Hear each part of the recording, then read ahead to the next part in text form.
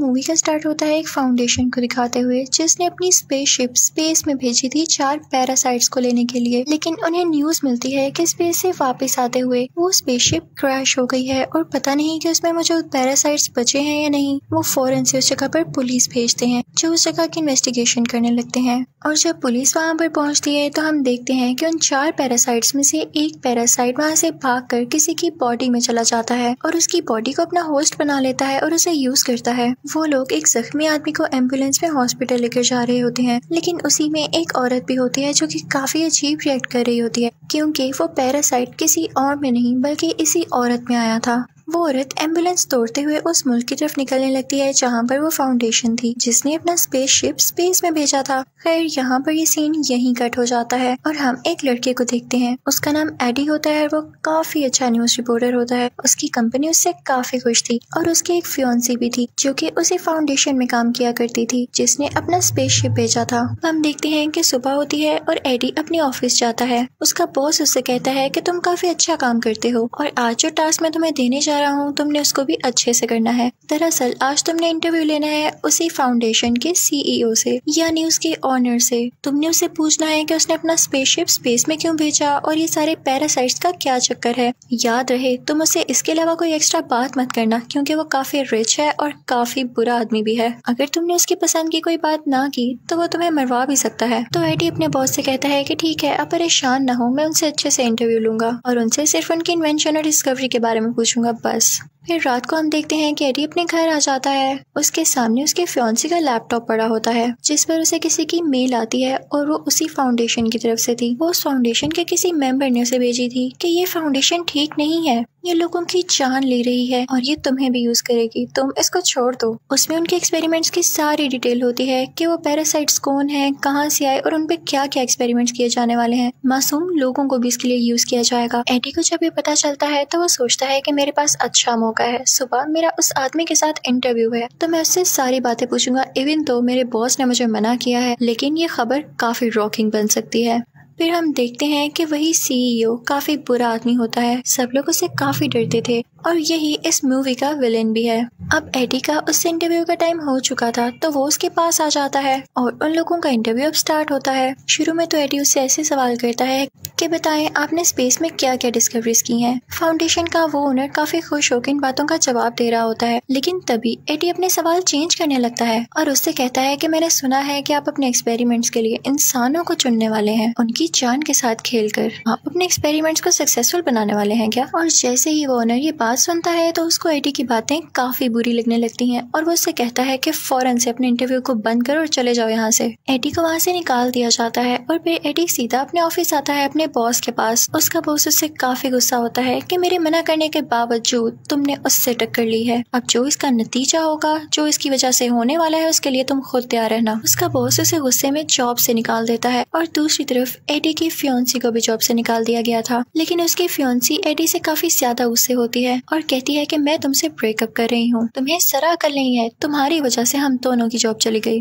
वो उससे सारे लिंक्स खत्म करके उससे दूर हो जाती है। फिर यहाँ पे सीन चेंज होता है और हम देखते हैं कि रात है, बारिश हो रही है और वही औरत हमें दिखाई जाती है जिसकी बॉडी में वो पैरासाइट चला गया था। वो वहाँ पर पड़ी हुई चीजें खाने लगती है, लेकिन तभी उसके पास कुछ बुरे लोग आ जाते हैं। वो लोग उनकी डिफरेंट फॉर्म्स बनाकर एक्सपेरिमेंट कर रहे थे कि ये पैरासाइट किस फॉर्म में ज्यादा ताकतवर रहता है। वो एक शीशे के बॉक्स में खरगोश को रखते हैं और उस येलो पैरासाइट को छोड़ देते हैं ये देखने के लिए कि येलो पैरासाइट इस खरगोश के साथ क्या करता है। उस फाउंडेशन का ओनर भी वहाँ पर होता है और वहाँ पर उसकी एक वर्कर भी होती है जो कि एक्सपेरिमेंट होते हुए देख रही थी। शुरू में तो उन लोगों को लगता है कि जैसे रैबिट और पैरासाइट में काफी अच्छी बॉन्डिंग बन गई है और ये दोनों मिक्स होकर ज्यादा पावरफुल हो गए हैं, लेकिन कुछ ही देर में उस रैबिट की मौत हो जाती है, वो मर जाता है और उनका ये एक्सपेरिमेंट नाकाम रहा था। एडी को न्यूज से पता चलता है कि उस फाउंडेशन का ओनर और प्लान्स कर रहा है अपनी एक और स्पेसशिप स्पेस में भेजने के लिए और वो जानता था कि अगर उसने ऐसा किया तो और भी कई जाने जाएंगी जैसे पहले गई हैं। रास्ते में उसे एक औरत मिलती है जो उससे कहती है कि आप मुझे अखबार खरीद लें। एडी उससे अखबार खरीदता है और साथ ही एक स्टोर में आ जाता है। वहाँ पर एक चोर आता है और उस स्टोर को लूटने लगता है,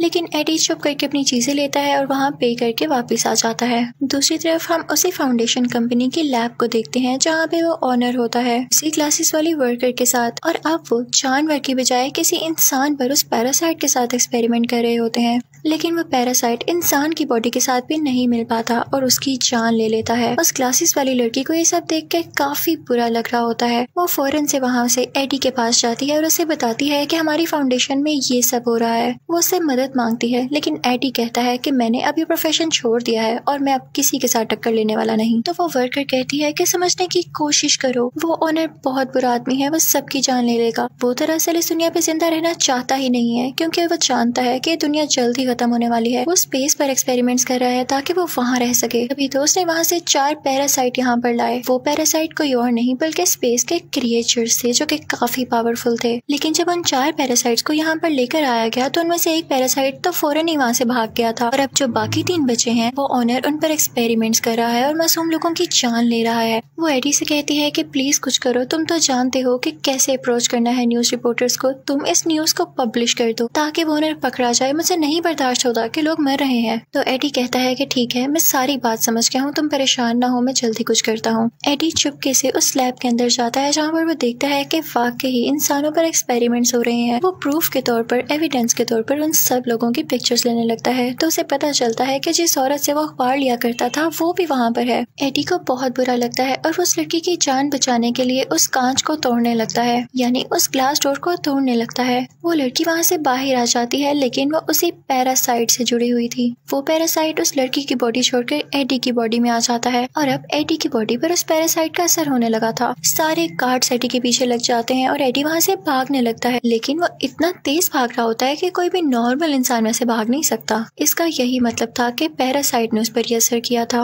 वो एक जंगल की तरफ भाग जाता है और काफी ऊंची ऊंची जंप्स लगाता हुआ एक दरख्त पर चढ़ जाता है और गार्ड से अपनी जान बचाता है। जब सब लोग वहाँ से चले जाते हैं तो एडी अपने घर आ जाता है और घर आकर पानी पीने लगता है काफी ज्यादा। उसके घर में जो भी सामान पड़ा हुआ था वो उसे खाने लगता है। उसकी भूख जैसे मिट ही नहीं रही थी, लेकिन उसे वॉमिटिंग होने लगती है। फिर उसका दिल काफी खराब हो रहा था और उसकी बॉडी में चेंजेस आ रहे थे। यहाँ तो उसकी शक्ल भी बदलने लगी थी, जिसे देख के वो काफी परेशान हो रहा था। उसे कुछ नहीं समझ आता तो वो परेशानी में अपनी फियांसी को कॉल करता है। तो उसकी फियांसी कहती है कि मैं तुमसे हर लिंक खत्म कर चुकी हूँ और मैं अब किसी और के साथ हूँ। लेकिन एडी फिर भी जिद करता है उससे मिलने की और फिर उससे रेस्टोरेंट में मिलने जाता है। वो रेस्टोरेंट में मौजूद सारी चीजें खाने लगता है, लेकिन कहता है कि मुझे इसको खा के एनर्जी नहीं मिल रही, ये मरा हुआ मीट है, मुझे जिंदा चीज तो खाने के लिए। साथ ही उसे एक एक्वेरियम नजर आता है जिसमें बैठ के वो वहाँ पर पड़े हुए क्रैब्स खाने लगता है। इनफैक्ट एडी की बॉडी में अब वेनम आ चुका था, यानी उन 4 पैरासाइट्स में से सबसे ज्यादा स्ट्रॉन्ग पैरासाइट। तभी तो उसने इंसान की बॉडी को अपना होस्ट बना लिया था। लेकिन एडी के फियांसी को और उसके दोस्त को ये बात समझ ही नहीं आ पाती, तो वो उसका स्कैन करने उसको हॉस्पिटल ले जाते हैं और उसके बाद एडी को उसके घर भेज दिया जाता है कि जैसे ही रिपोर्ट आएगी हम आपको बता देंगे। और अब हम फाउंडेशन का सीन देखते हैं जहाँ के ओनर को किसी तरह से ये पता चल जाता है कि उसकी वो वर्कर जो क्लासेस वाली थी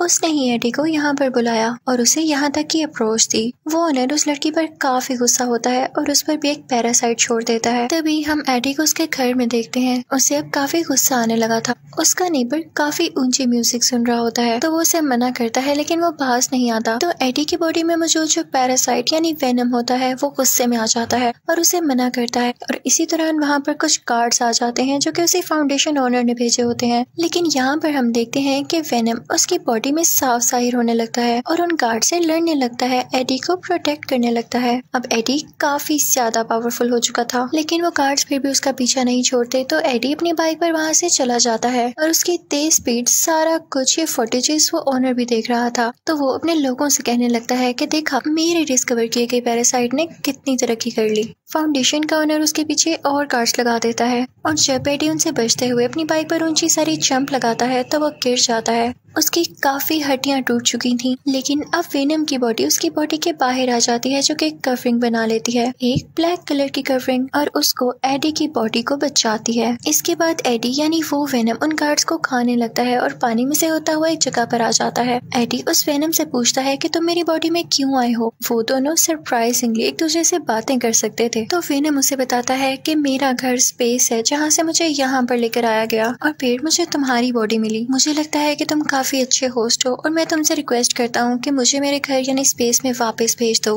अब एडी के पास वो सारे एविडेंस होते हैं जो उसने पिक्चर्स क्लिक की थी उस फाउंडेशन में कि लोगों के साथ कितना जुल्म हो रहा था। वो अपनी कंपनी जाता है ये बताने के लिए, लेकिन उसका साथी उसे अंदर ही नहीं आने देता।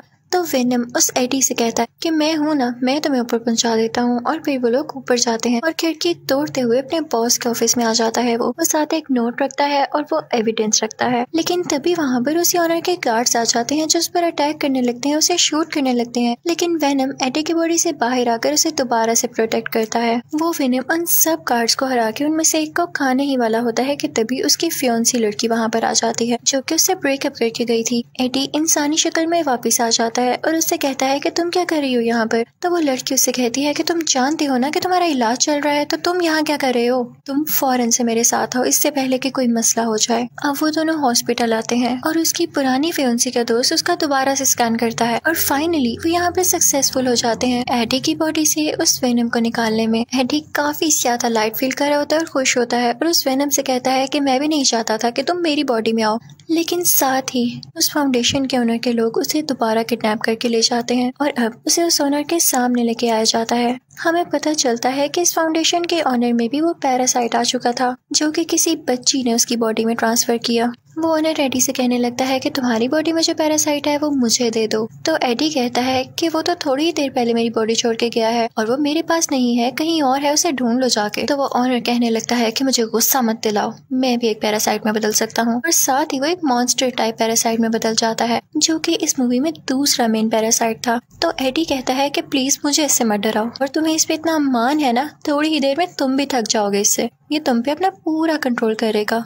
तो ऑनर कहता है कि मुझे इससे कोई फर्क नहीं पड़ता। जब एडी उसकी किसी बात का जवाब नहीं देता तो वो अपने गार्ड से कहता है कि इसको यहाँ से धक्के दे के बाहर निकाल दो और इसे मार डालो। लेकिन तभी हम देखते हैं कि वहाँ पर एडी के फियोंसी की बॉडी में वेनम दोबारा से यहाँ आ जाता है। वेनम उन गार्ड से एडी की जान बचा लेता है और फिर दोबारा से एडी की बॉडी में आ जाता है। यहाँ एडी और उसकी फियोंसी में भी दोस्ती हो जाती है। तो वो वेनम एडी से कहता है कि देखो वो ओनर सब एक्सपेरिमेंट्स कर चुका है और अब वो स्पेस में आना चाहता है क्योंकि उसका ये प्लान है कि वो स्पेस से और ज्यादा पैरासाइट्स लाए। लेकिन एक बात याद रखना, अगर वो सारे पैरासाइट्स यहाँ पर आ गए तो वो दुनिया को तबाह कर जाएंगे और लोगों को खा जाएंगे।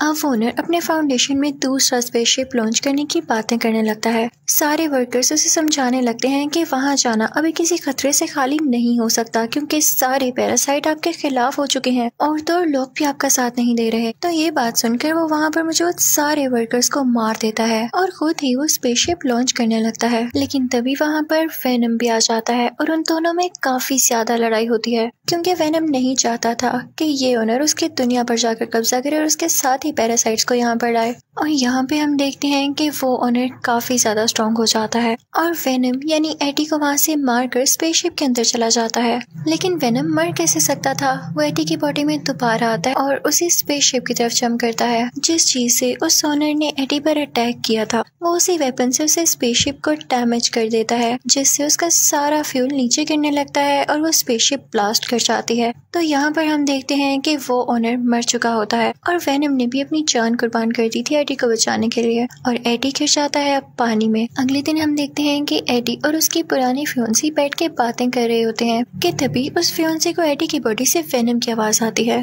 तो वो कहती है कि एडी, वेनम अभी भी जिंदा है। तो एडी उसे कहता है कि नहीं नहीं, वो तो किसी और की आवाज थी। तो यहाँ हमें ये पता चल पाता है कि वेनम साहिब अभी भी जिंदा थे। उसके बाद एडी वहाँ से उठ जाता है और फिर चुपके से वेनम से बातें करने लगता है। कहता है कि देखो अब तुम मेरी दुनिया में रह तो रहे हो लेकिन किसी को ये पता ना चले कि तुम वाकई यहाँ रहते हो और कुछ रूल्स हैं जो कि तुम्हें फॉलो करना होंगे, जैसा कि तुम इंसानों को नहीं खाओगे, सिर्फ बुरे इंसानों को खाया करोगे और वो भी कभी कभी, करो प्रॉमिस। तो वेनम कहता है कि एडी बुरे लोग कौन से होते हैं बताओ मुझे। तो एडी कहता है कि ऐसे लोग जो दूसरे लोगों का दिल दुखाते हैं और उनके साथ बुरा करते हैं। तभी वहाँ से वो लोग एक स्टोर में जाते हैं और देखते हैं कि स्टोर को एक और आदमी लूटने आया है और ये देख के वेनम एक्टिवेट हो जाता है और उस रोबर को यानी उस चोर को खा लेता है, जैसे कि एडी ने कहा था कि तुम सिर्फ बुरे लोगों को खा सकते हो।